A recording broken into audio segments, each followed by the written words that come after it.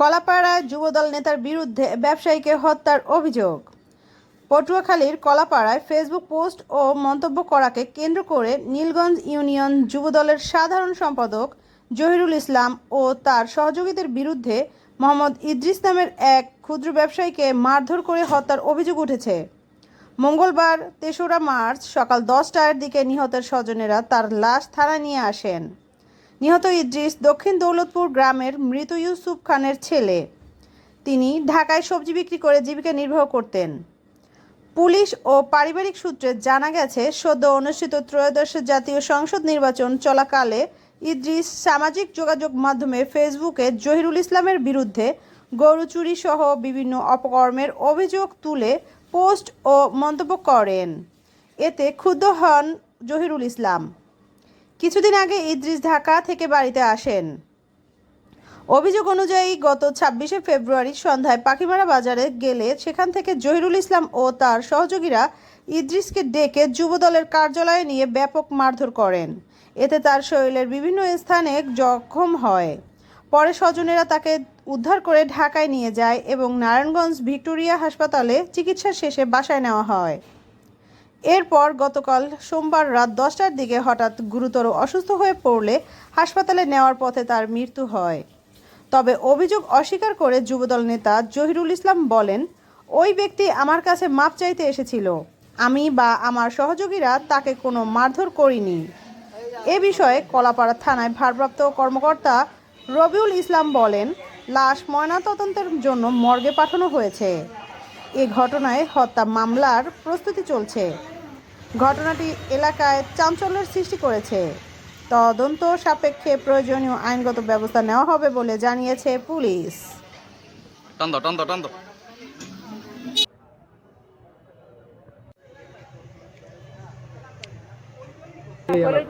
তোমার নাম কি? আমার নাম মোহাম্মদ পারভেজ।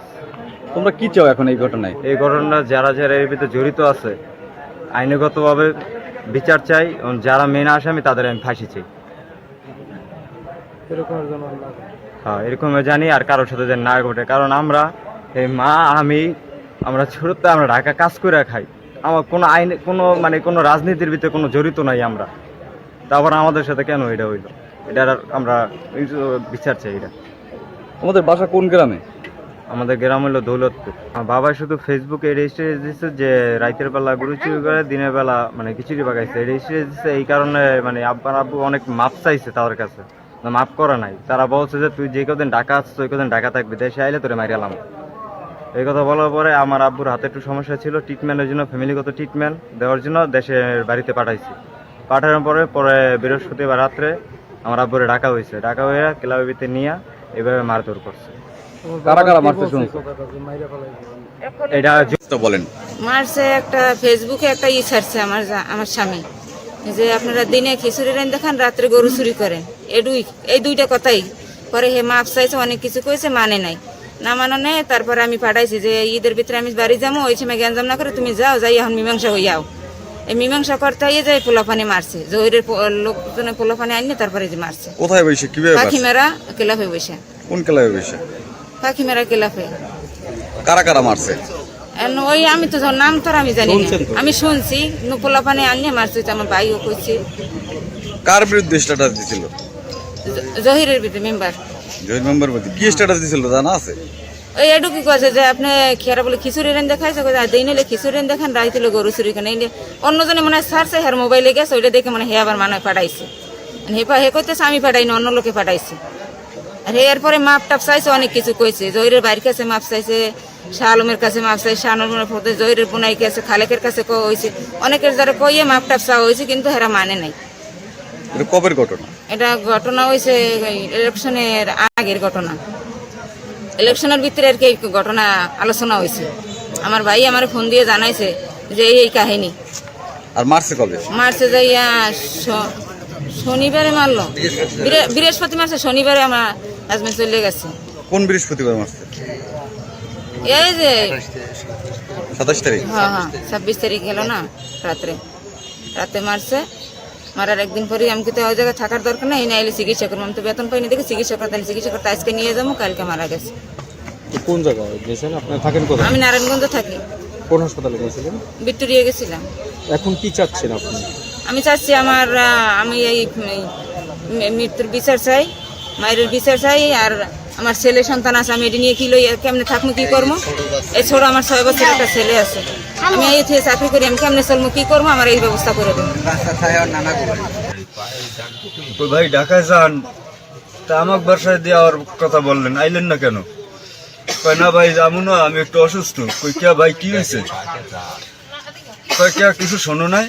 কই না ভাই কিছু শুনি নেই। আমারে মারছে ওরা। কই কেরা মারছে? কয় মারছে জহির। জহির সামনে বইয়ে রয়েছে, আর জহিরের পোলাফান দিয়ে জহির মাইট দেওয়া হয়েছে।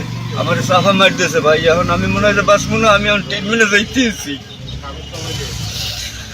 তারপরে বাইরে কইছি, কই ভাই তাই প্রতিবই আমার ফোন দিয়ে একটু, আমি তো বাড়ি, তাই প্রতিবই আমার ফোন দিয়ে যেখানে যান। এই পরে রাত 2টার সময় হেজাইয়ে নামছে ঢাকায়। ঢাকায় নামার পরে আমি আবার ফোন দিয়েছি, ভাইয়া গেছেন? কয় আমি রাত 2টা বাজে আইছি। এই আমার ভিডিও কলে কথা কইছে, অডিও কল দিছি, অডিও কলে কথা কইছে। কয় ভাই আমি মনে হয় যে এই করণী পরণ। আচ্ছা, এখন আপনার দাবি কি আপনাদের? এখন আমার দাবি এইটুই, আমার ভাইয়ের আমি সুস্থ বিচার চাই, সূক্ষ্ম বিচার চাই। কি ঘটনা ঘটছিল একটু বলেন তো। আমার বোনাই আর কি আইছিলে কালাম ডাক্তারের সাথে মিডিয়া করে জেনে খেলাকে মিশছে যাইবে। মেশার পর মেশা গেছি ওই হেয়ার অফিসে, যুবদল অফিসে। এই অনুযায়ী গেছি বাড়ি, এই মেম্বারে কইছে যে পিছনে যা হয়েছে টইছে ওটি মোহে আনা যাইবে না, ওটি সব বাদ। সামনে কি হইবে এইটা সিদ্ধান্ত করবে।